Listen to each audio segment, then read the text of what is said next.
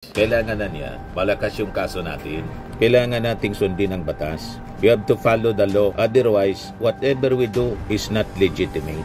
And we have to be very, very clear that we go after the guilty ones. Kasi tulad ng ginagawa sa Senado mga kababayan ngayon, may nanggugulo, sabi ni Ping Lacson. Wala na rin yung magagawa kasi ako tinitingnan ko lang naman noon nga meron pa nagpuna, no? Hindi ko na sasabihin ko sino, na bakit naman ganon? Lahat kami masama, ikaw lang pogi. Masagot ko sa kanya, I take offense. Kaya alis na lang po si Ping Lacson. Anyway, balikan ko yung sinabi ng ating Pangulo. Sabi niya, we go after the guilty ones. Sa kanyang episode, sabi ng ating Pangulo, binigyan niya ng diin yung importance ng solid proof dapat in due process in holding those involved in a nagpapagang mga balita at pagtalakay sa mga isyu na lipungan. Pulsa, opinyon, banat at paglalantad sa katotohanan. Pulsa, what you see is what you get.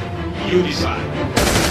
Ito po mga kababayan, si Dante Maravillas, Bicolano vlogger, broadcast journalist from Albay. So sabi ng ating Pangulong Bongbong, sa isyu ng investigasyon mga kababayan, dito sa flood control anomalies, kailangan na niya, malakas yung kaso natin. Kailangan nating sundin ang batas. We have to follow the law. Otherwise, whatever we do is not legitimate.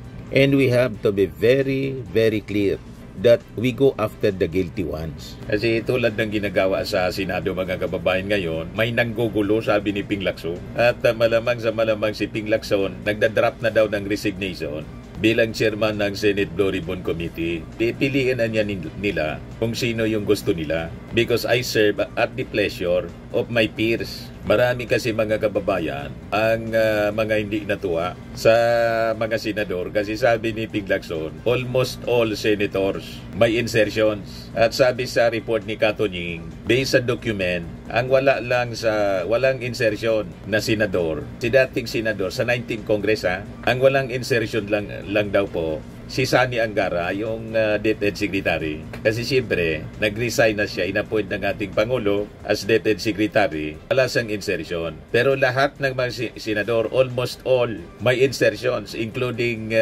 Risa Hontiveros na nag-deny na din po.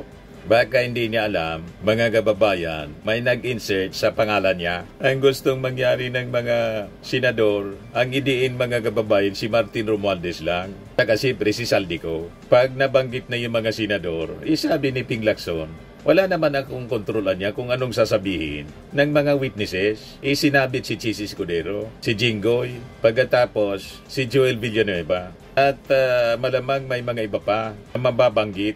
Ayon. Hindi na po makatulog yung mga senador. Pinag-initan si Ping Lacson. Ina-accuse mga kababayan si Ping Lacson of burning the House of Senate. Sinusunog na niya ni Ping Lacson yung mismong Senado. Sabi ni Ping Lacson, hindi man yun ang intention ko. Ang intention ko, hanapin yung katotohanan. At kung saan tayo dalhin ng mga ebidensya. Yan ang sabi niya po sa interview ng DCWB kanina. So ito po. Amendments, wala namang masama mag-amend. Wala namang masama mag-insert. Wala namang masama na mag-realign. Hindi yun parang indictment na lahat kayo masama dahil kayo may insertion. No. In-explain ko kanila yun. So sabi sa akin ni Senator JP, yung nasabing pahayag, bago mag-caucus, pero sabi ko nga, naipaliwanag ko na yan during the caucus. Now, kung meron pa rin masasamahan loob, wala na rin yung magagawa. Kasi ako, tinitingnan ko lang naman, noon nga meron pa nagpuna, no? Hindi ko na sasabihin ko sino, na bakit naman ganon? Lahat kami masama, ikaw lang pogi. Masagot ko sa kanya, I take offense because hindi ko naman kailangan mag-stockpile ng political capital kasi last term ko ito. Wala akong any further political ambition or any political plan after my term ends in 2031 or even before that. Wala akong ibang political plan. Baka din po kasi sana wag ako paghinalaan na nagpapapogi at the expense of my colleagues. Mali po yun. Senator, maari ho ba na kaya sila nagdamdam nung sinabi ninyo na halos lahat ay merong insertion? Maring nag-worry na ilabas ninyo yung pangalan. Siyempre po, mangangamba yung pag sinabi kasi, nag-insert na. Iba yung iba na yun isip ng tao na agad dating siyempre mag-aalala lalo po yung tatakbo sa 2028. Uulitin ko, walang masama sa insertion, walang masama sa amendment. Lahat kami nag-a-amend. Ako mismo nag-a-amend. Ang masama, kung nag-amend ka, nag-insert ka, pagkatapos sa implementasyon, nakialam ka, humingi ka ng komisyon, tumanggap ka ng komisyon, yun ang masama. Pero yung the mere...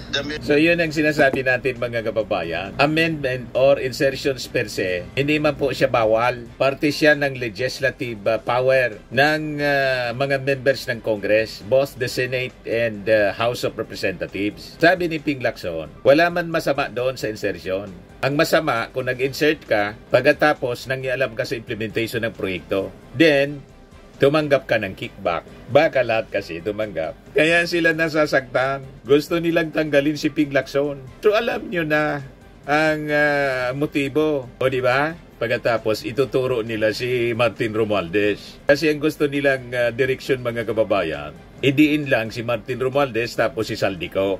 Para masangkot, mga kababayan. Ang gusto nilang mangyari, ilink nila yung ating Pangulo. Gusto nilang tumbukin yung ating Pangulo. May basbasan niya sa Pangulo yan. Sabit sa pagnanakaw, pati si PBBM. Dahil hindi nila magawa, mga kababayan, with Ping Lacson as chairman ng Senate Floribon Committee, gusto nilang tanggalin. Yan ang lumalabas, mga kababayan. Kaya sabi ni Ping Lacson, anyway niya, nag-drop na ako ng sulat. Address kay Senator Tito Soto, na i-give up ko na niya ito at bala sila kung sino yung pipiliin na kapalit ko. Malinaw na cover up po ang gustong mangyari ng Duterte Senators. O di ba? Ituloy natin. Nag-insert ka, wala pong masama doon. Yung po ay constitutional mandate ng bawat senador, ng bawat congressman. Malinaw po, wala man masama, wala lang kickback. Na umabot ng mahigit-higit 100 billion ang total. Ano masama po doon kung sa tingin ng mga senador ng 19 congressman o 28 congressman o 18 congressman, kailangan i-amend yung National Expenditure Program o yung House Gov, kailangan baguhin sa pamamagitan ng mga amendments. Wala pong masama doon. Yun ang na-explain ko sa kanila. Ang masama lang, yung bang, di ba mismo ang Pangulo nagsabi, doon ako nanggagaling bago siya nag-veto, bago sila nag-FLR, suportado ni Ping yung ating Pangulo. Yung NEP. At pati yung ibang regular budget nalipat sa program appropriations. At pati yung foreign assisted project, napakialaman, nabawasan. So doon ako, alam niyo naman ang passion ko pagdating sa budget, sa national budget. Gusto ko pangalagaan yung ating national budget. So, yun lang naman ang aking punto. Kung mag-aamin tayo at mapupunta sa lalo sa mga local infrastructure projects at ma-discourage yung mga high priority projects, ang tatamaan dyan yung ekonomiya. Correct. Kasi itong yung mga high priority projects pinag-aralan na matagal at ito yung national direction ng tinatawag na medium development plan. Correct. Kung pati yun nasaktan, natanggal at nalipat sa mga pet projects ng kung sino, yun ang parang sa akin lang, hindi naman sana ganun kalaki. No? Dati naman kami nag-a-amend pero hindi umabot sa Senate pa lamang. Lalo sa House, mas malaki. Opo. So sir, siguro din, masama din kasi dun sa amendment o insertion, pag halimbawa ay yung in-insert na punta doon sa favored na kontratista, bukod dun sa nakialam doon sa at guni-guni. Pero sa binalak nyo po ba na ilabas yung pangalan ng almost all senators na nag-insert? Kasi malamang po yun ang pinangamba, tama ho ba? Kasi takot sila. Magkakabit yun sa pangalan nila lalo mag-eleksyon. Hindi naman yun ang tumbok ko. Ang tumbok ko nga, yung overarching reason, yung dahilan. Yung insertion mismo. Yung insertion mismo. Hindi ko naman hangad na ilagay sila on the spot. Ito yung piniliwanag ko sa I never intended to put anybody on the spot. Yung sa akin, yung kabuuan, yung magbago tayo ng polisiya pagdating sa legislation, lalo sa deliberation ng national budget, medyo bigyan naman natin ng konting galang yung pinag-aralang National Expenditure Program na kung saan nanggaling ito sa mga local development plans at ito ay na-endorso ng Regional Development Councils. Ang nangyayari kasi pagdating sa Kongreso, sa Senado, ina-exercise yung sinasabing power of the purse, which ay, again, sasabihin ko, wala ring masama kasi nga nasa mandate namin, yung constitutional mandate yun, na reviewin ng Kongreso, both houses, ang National Expenditure Program o yung President's Budget. Opo. Pero pagka ito'y naabuso na at napunta na doon sa hindi na pag-aralan, hindi na endorso ng Regional Development Councils, ang tatamaan dito yung ekonomiya ng Pilipinas. Ayun. Malinaw po mga kababayan yung paliwanag ni Ping Lacson. Walang masama sa insertion. Ang masama, kickback. In-insert pagkatapos ninakaw yung pera. Guni-guni yung project. Yan ang masama po. Halos lahat po may insertions. At malamang, yung insertions may kickback. Kaya gusto nilang palitan si Ping Lacson. Kaya pati yung ating Pangulo, maingat po. Dapat, we have to follow the law. Otherwise, whatever we do is not legitimate. And we have to be very, very clear that we go after the guilty ones. Yung guilty po, hindi yung dahil ni name drop, binanggit lang ng isang testigo, pagkatapos yung testigo, hindi na nagpakita, matapos na i-mention yung gusto niyang i-name drop. Yan ang direksyon na gusto na mangyari nila sa Senado. Kaya alis na lang po si Ping Lacson. Anyway, balikan ko yung sinabi ng ating Pangulo. Sabi niya, we go after the guilty ones. Sa kanyang upcoming podcast episode, sabi ng ating Pangulo, binigyan niya ng diin yung importance ng solid proof dapat in due process in holding those involved in anomalous flood control projects accountable. We know many of these people are not innocent, but if you are going to bring them to court, you must have a very strong case. Tama, dapat solid. Malakas yung asunto. Hindi yung puro lang dahil sa propaganda. Pinasoka ng politika. Kaya kahit nga po si Ping Lacson, pabor na rin siya na yung ICI, halimbawa i-terminate, suspended po yung hearing sa Tuesday indefinitely at may motion na yata na i-erase sila through Sherwin Gatchalian na pabayaan na sa ICI po kasi lahat niya kami politiko, may political agenda. Inamin na mismo ni Sherwin Gatchalian. Malamang pati si Sherwin kasi almost all may insertions. May insertion din. Si Risa nga may insertion. Ang wala sana daw, sabi ni Katunying, si Sani Angara. Sabi ni President Bongbong, look what would happen if we rush the investigation. We would have incomplete and unclear evidence, but we still pursued the filing of cases. The result, we lost the cases. Can you imagine that right now? Yan pakinggan natin. People are not innocent. Okay. But if you're going to bring them to court, you must have a very strong case. Look, anong mangyayari? Minadali natin. Hindi kompletong ebidensya natin. Malabo yung ebidensya natin. Pero pinilit natin. Natalo yung kaso. Can you imagine? I know. I think that will be much, much, much worse. We have to follow the law. Otherwise, whatever we do is not legitimate. And we have to be very, very clear that we go after the guilty ones.